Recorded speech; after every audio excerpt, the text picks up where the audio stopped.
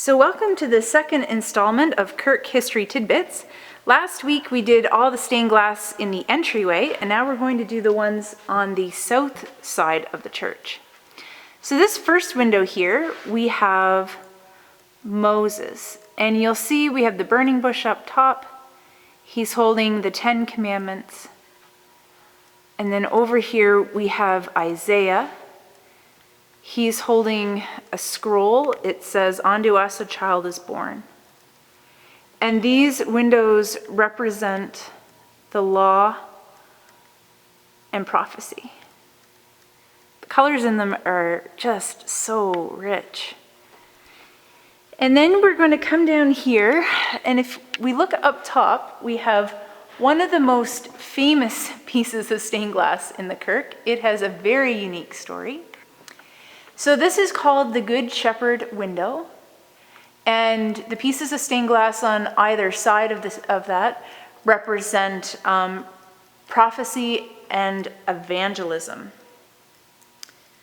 And on the left it says, "He carrieth the lambs in his bosom," Isaiah, and then on the other side, "He giveth his life for the sheep," on the right. So this window actually came to be as a result of an election waiver. The Honorable J.C. Pope and William Welch were brothers-in-law. They had married a pair of sisters, and they were running against each other in the election. One was running for the Conservatives and one for the Liberals. And it was agreed that the loser would have stained glass installed in one of the Charlottetown churches. So that's how this piece came to be here. What's curious is why it came to be at the Kirk, because the brothers-in-law were actually Anglican. So that's one of the most noticeable pieces of stained glass in the building.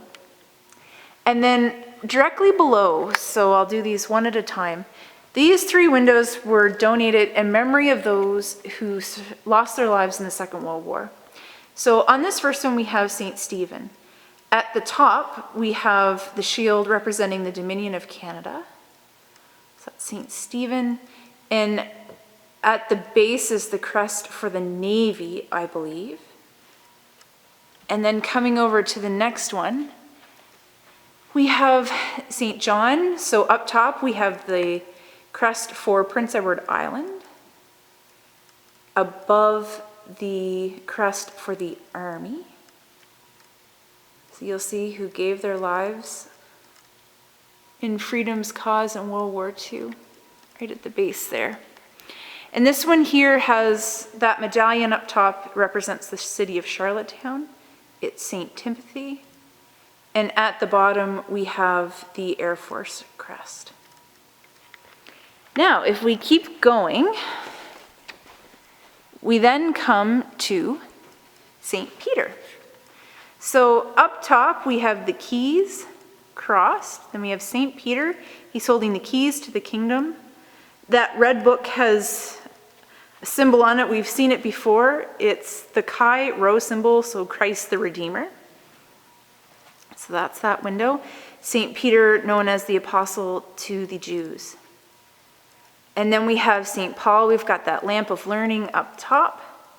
He's holding a scroll or a tablet, not a scroll, but a book or a tablet, has the Alpha and the Omega, the beginning and the end, holding the sword of the Spirit.